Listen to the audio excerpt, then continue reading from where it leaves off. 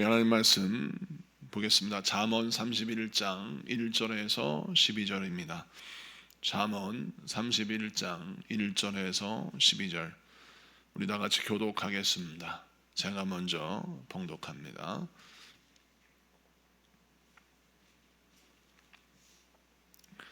르무엘 왕이 말씀한 바 곧 그의 어머니가 그를 훈계한 잠언이라. 내 아들아, 내가 무엇을 말하랴? 내 태에서 난 아들아, 내가 무엇을 말하랴? 서원대로 얻은 아들아, 내가 무엇을 말하랴? 내 힘을 여자들에게 쓰지 말며 왕들을 멸망시키는 일을 행하지 말지어다. 르무엘아, 포도주를 마시는 것이 왕들에게 마땅하지 아니하고 왕들에게 마땅하지 아니하며 독주를 찾는 것이 주권자들에게 마땅하지 않도다. 술을 마시다가 법을 잊어버리고 모든 권고한 자들의 송사를 굽게 할까 두려우니라. 독주는 죽게 된 자에게, 포도주는 마음에 근심하는 자에게 줄지어다. 그는 마시고 자기의 빈구한 것을 잊어버리겠고 다시 자기의 고통을 기억하지 아니하리라. 너는 말 못하는 자와 모든 고독한 자의 송사를 위하여 입을 열지니라. 너는 입을 열어 공의로 재판하여 권고한 자와 궁핍한 자를 신원할지니라. 누가 현숙한 여인을 찾아 얻겠느냐? 그의 값은 진조보다 더하니라. 그런 자의 남편의 마음은 그를 믿나니 산업이 핍절하지 아니하겠으며 그런 자는 살아있는 동안에 그의 남편에게 선을 행하고 악을 행하지 아니하느니라. 아멘. 할렐루야. 오늘은 잠언 31장 1절에서 12절까지 말씀을 통해서 하나님은 겸손히 듣는 자를 찾으신다. 하나님은 겸손히 듣는 자를 찾으신다는 제목으로 말씀을 증거할 때 많은 은혜 받는 시간 되기를 바랍니다. 오늘 본문은 잠언의 마지막 강해입니다. 잠언을 긴 호흡으로 같이 강해를 했는데요. 총 66번의 강해를 했습니다. 오늘 마지막 강해인데요. 오늘 본문 말씀을 보면 르무엘 왕이 말씀한 바 곧 그의 어머니가 그를 훈계한 잠언이라 라고 말씀하고 있습니다. 여기서 르무엘 왕이라고 했을 때 이 사람의 이름이 이스라엘 역사에 등장하지 않습니다. 그리고 주변 나라 왕가에도 등장하지 않아요. 그럼 르무엘 왕이 누구냐? 르무엘이라고 하는 뜻이 하나님께 속한 자라는 뜻입니다. 그래서 별칭으로 사용하는 이름이 아닌가라고 추측이 돼요. 그런데 솔로몬 왕의 별칭이 여디디아라는 별칭이 있었어요. 그 여디디아는 말은 무슨 뜻이냐면 하나님이 사랑하시는 자라는 뜻이거든요. 그래서 이 르무엘도 역시 솔로몬을 지칭하는 별칭이 아닌가. 그래서 여디디아 또는 르무엘 이렇게 부르는 것이 솔로몬의 별칭이다라고 많은 학자들이 해석을 합니다. 자, 그렇다면 르무엘 왕은 누구라고 우리가 생각할 수 있냐면 솔로몬 왕입니다. 근데 솔로몬은 왜 이렇게 여러 가지 별칭을 가지고 있을까요? 그는 젊은 시절에 정말 하나님을 경외하고 사랑하는 사람이었습니다. 그래서 그의 행적을 보면, 그의 신앙을 보면 그는 하나님께서 사랑하시는 자다라고 말할 수밖에 없는 귀한 복과 은혜를 얻었죠. 그리고 그가 일천번제를 드리고 또 왕이 처음 되었을 때에는 정말 겸손히 하나님께 엎드려서 주의 말씀을 붙들었습니다. 잠언의 말씀이 그의 인생의 말씀인 것처럼 그는 지혜로운 사람이었어요. 근데 시간이 지나면 지날수록 그가 나중에 타락하게 되었지만 처음에는 정말 하나님께 인정받는 자였다는 거죠. 그래서 누가 봐도 솔로몬은 하나님께 속한 자다라고 지칭받을 수밖에 없는 그런 신앙생활을 살았습니다. 사랑하는 성도 여러분, 우리가 신앙생활할 때 솔로몬처럼 내가 하나님께 사랑받는 자이고 또 하나님께 속한 자다라고 하는 그런 정체성이 내가 말로 굳이 하지 않는다 할지라도 사람들에 의해서 일컬음 받을 수 있는 그런 사람이 되었을 때 우리는 신앙으로 성공하는 것입니다. 이 신앙생활의 우리의 정체성의 확인은 자칭이 아니라 오히려 사람들이 제3자가 나를 바라봤을 때 타칭으로 저 사람은 하나님께 사랑을 받은 자고 저 사람은 하나님께 속한 자다라고 인정받고 또 사랑받는 여러분 되시기를 축복합니다. 자, 그러면 1절을 다시 봅시다. 자, 르무엘 왕이 그의 어머니가 그를 훈계한 잠언의 말씀을 기록했다라고 말씀하고 있습니다. 자, 2절을 봅니다. 2절 다 같이 읽습니다. 시작.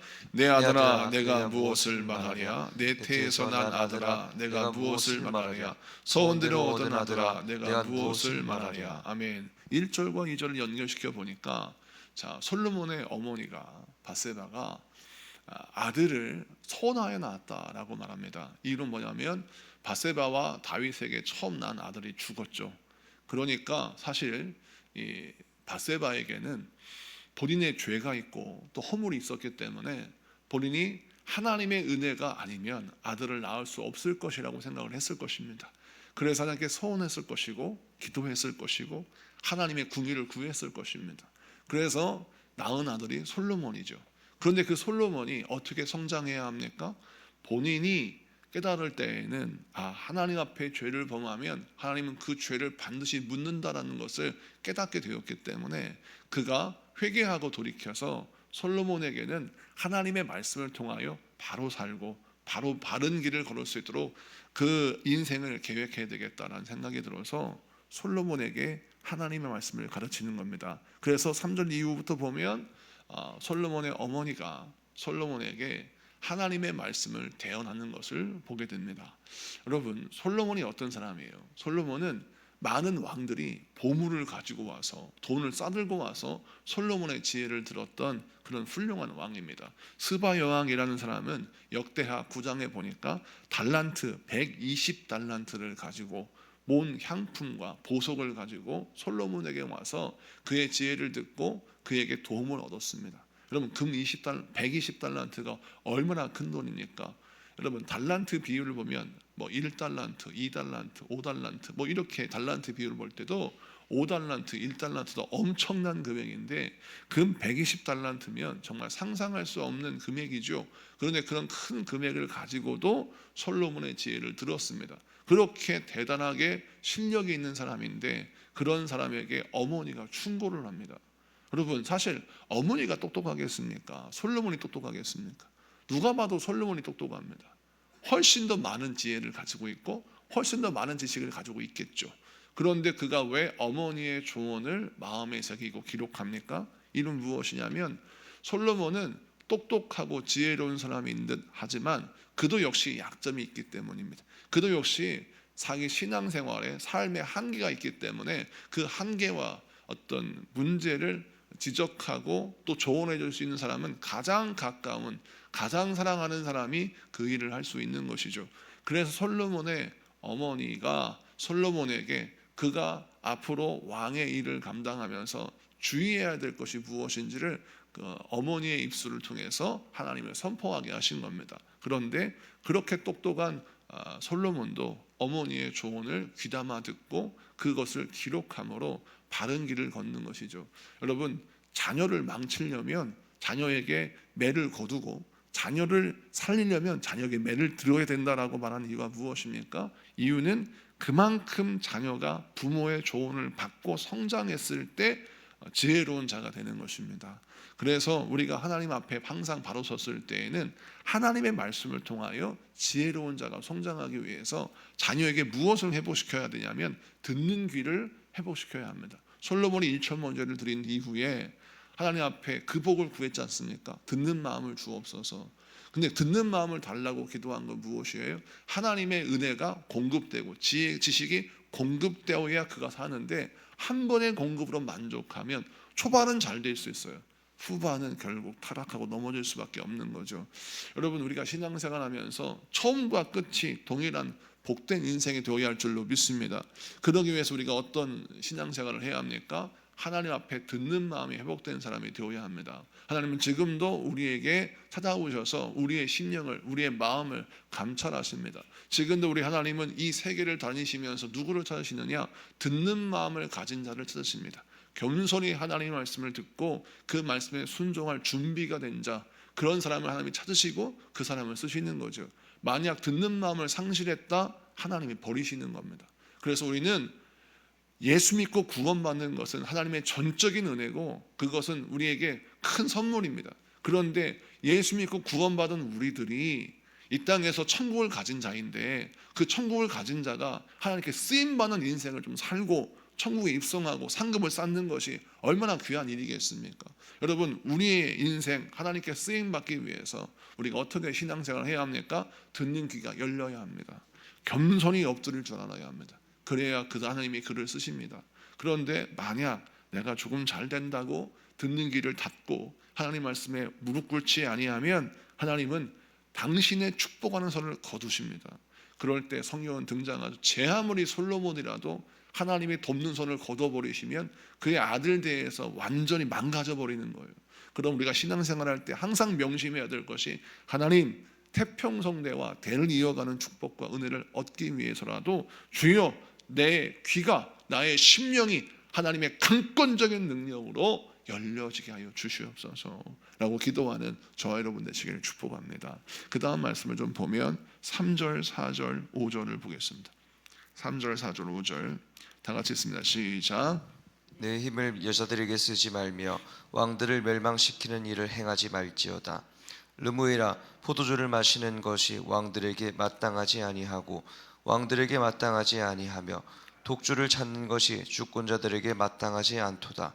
술을 마시다가 법을 잊어버리고 모든 곤고한 자들의 송사를 굽게 할까 두려우니라. 아멘. 자, 오늘 말씀 보면 아주 간략하게 어머니가 아들에게 충고하기를 딱 두 가지를 충고합니다. 여자를 조심해라. 그리고 독주를 마시지 마라. 이 두 가지를 얘기합니다. 왜 이 두 가지를 얘기할까요? 왕의 자리에 오르면 많은 후궁을 둘 수 있습니다. 무슨 말이냐? 이게 권리라는 거예요. 왕의 권리. 또 두 번째, 왕이 되면 무슨 음식이든지 먹어도 문제가 안 됩니다. 산의 진미를 먹을 수 있고 또 무슨 술이라든 다 마실 수 있습니다. 그러니까 왕이 되면 그의 자리가 왕에게 주는 혜택이 뭐냐? 모든 것을 선택할 수 있는 자유를 준다는 말이에요. 그런데 이 모든 것을 선택할 수 있는 자유가 그의 인생을 파멸시킬 수 있다는 것을 어머니는 가르치고 있습니다. 왜?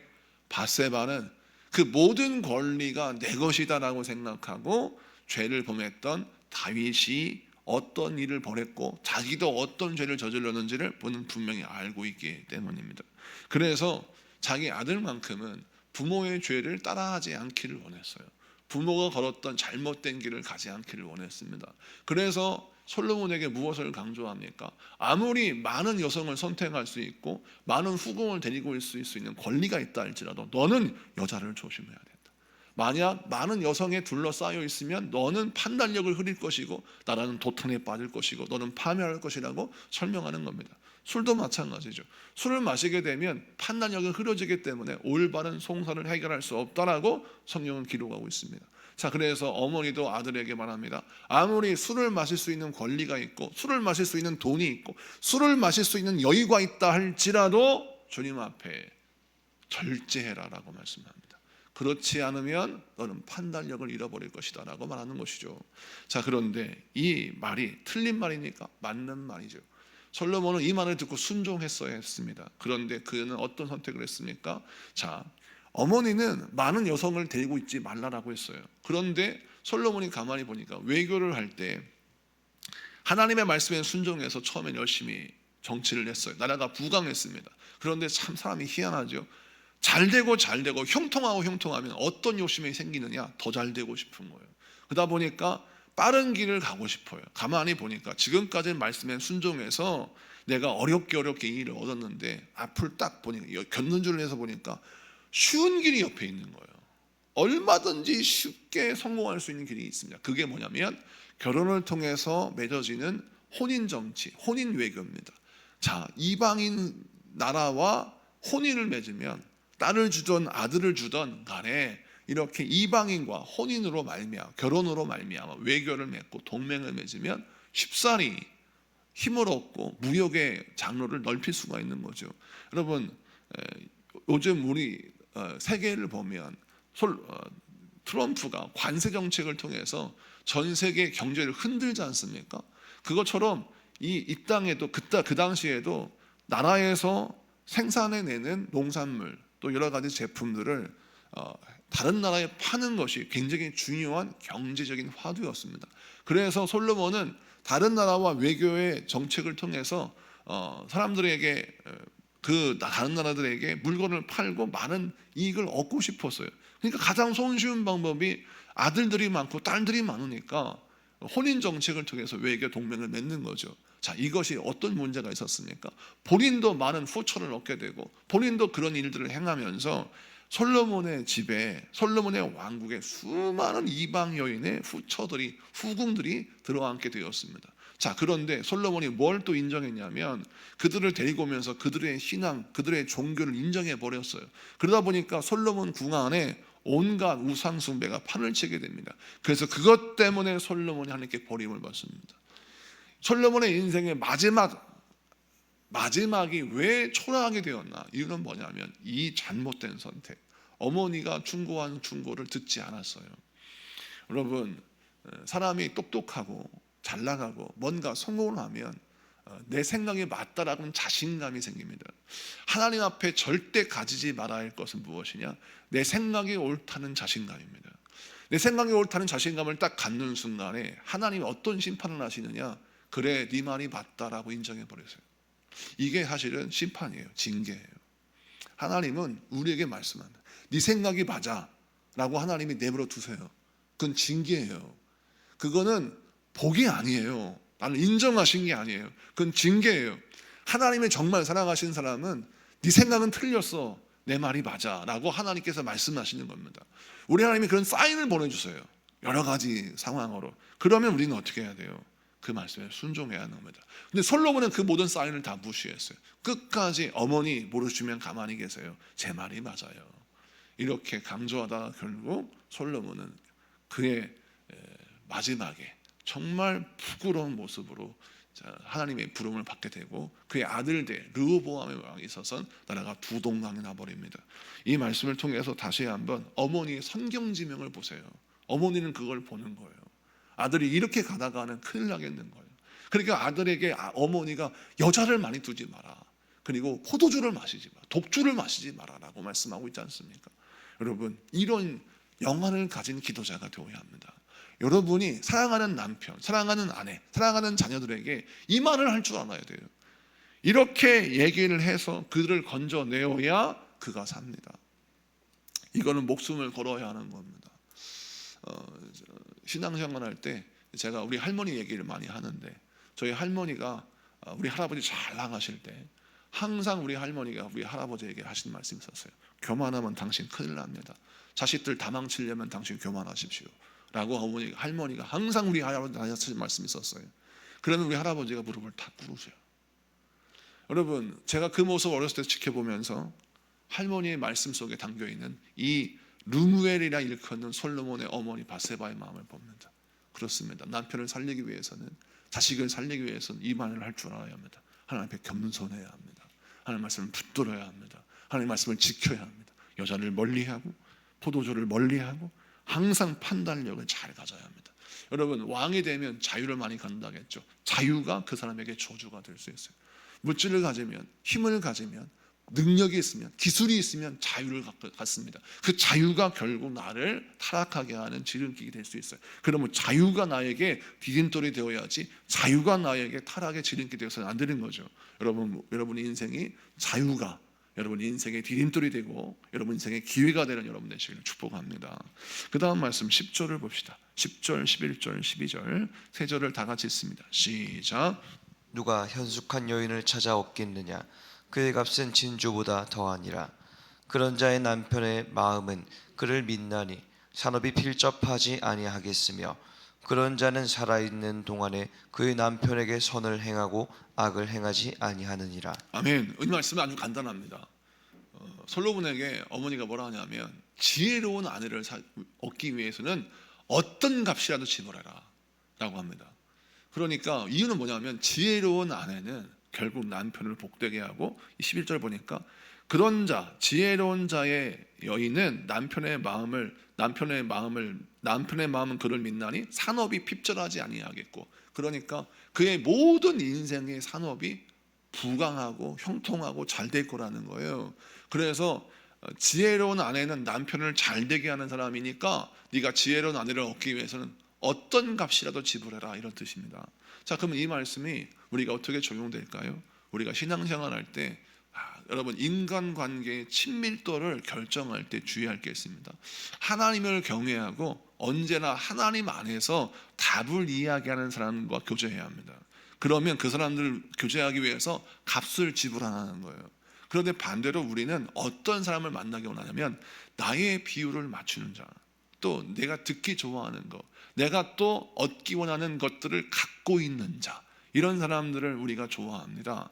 그런데 그런 사람들은 우리에게 해답을 알려주는 것이 아니라 내가 원하는 답을 이야기해요. 여러분, 복된 인간관계는 내가 원하는 답을 말하는 자가 아니라 하나님이 기뻐하시는 대답을 하는 자를 찾는 것입니다. 여기에 돈을 지불하고 여기에 시간을 지불하고 여기에 투자를 하라는 거예요. 그러면 네가 복을 얻을 것이다 라는 것입니다. 여러분, 맞습니다. 우리가 신앙생활할 때 항상 명심해야 될 것은 나에게 답을 줄 수 있는 자는 하나님의 답을 줄 수 있는 사람을 만나야 하는 것입니다. 그럴 때 우리가 승리하는 것이죠. 오늘 말씀 붙들고 승리하신 여러분에게 축복합니다. 말씀 마치고 정리합니다. 잠언의 하이라이트, 마지막 피날레가 르무엘 왕에게 전하는 어머니의 잠언으로 끝나고 있습니다. 왜 하필이면 솔로몬은 성령의 감동 가운데 잠언을 정리하면서 왜 성령님이 르무엘 왕이요 라고 하면서 어머니의 잠언으로 잠언을 마무리하게 하실까요? 이유는 뭐냐면 하나님께서 가장 가까운 사람에게, 그를 가장 사랑하는 사람을 통하여 그 사람에게 가장 복된 조언을 하기 때문입니다. 사랑하는 아내, 사랑하는 부모, 사랑하는 남편이 우리에게 하나님의 언어, 하나님의 말씀, 하나님의 마음을 대언할 때가 있습니다. 그거를 저버리지 마십시오. 그것이 지혜로운 자의 길입니다. 하나님은 여러분에게 하나님의 말씀을 주십니다. 그 말씀을 들을 때 내가 아무리 똑똑해도 그 말씀을 경외하고 받고 누려야 합니다. 그러면 그 사람은 앞으로 승승장구하게 될 것이고 그의 인생은 태평성대 누릴 뿐만 아니라 대대로 복을 받는 가정이 될 것입니다. 이것이 잠언의 결론인 것이죠. 여러분, 절제하지 않고는 성공할 수 없습니다. 여러분, 절제하지 않고는 타락을 막을 수가 없어요. 솔로몬에게 어머니가 그렇게 잔소리하듯이 이야기하지만 그것이 솔로몬의 인생을 지키는 비결이라는 것을 솔로몬은 간과했던 것이죠. 우리가 모든 것을 기억해야 합니다. 내가 끊어야 할 것은 끊고 절제해야 할 것은 절제할 때 승리합니다. 나를 이기는 자가 승리하죠. 자식을 망치는 자는 자식을 내버려 두는 자이고 자식을 성공시키는 자는 자식에게 조언을 하는 자인 것이죠. 이 말씀 붙들고 우리가 잠언의 사람이 되어서 하나님께 영광 돌리는 저희 모두가 되기를 축복합니다. 기도합시다. 우리 공동 기도문 같이 선포하며 기도하겠습니다. 같이 선포합니다. 시작. 거룩하신 하나님, 부족한 우리에게 말씀을 통하여 참된 지혜의 길을 열어주시니 감사합니다. 우리의 매일의 삶이 하나님 앞에서뿐만 아니라 사람 앞에서도 겸손히 귀 기울이는 삶이 되게 하옵소서. 오늘도 복잡한 마음과 분주한 생각을 내려놓고 오직 하나님의 말씀 앞에 바로 서기를 원합니다. 들려주시는 말씀에 머무르지 않고 순종으로 응답하는 삶을 살게 하옵소서. 우리에게 맡겨주신 힘과 능력이 주님의 뜻과 주님의 소원을 이루는 거룩한 도구가 되게 하여 주옵소서. 예수님의 이름으로 기도드립니다. 아멘.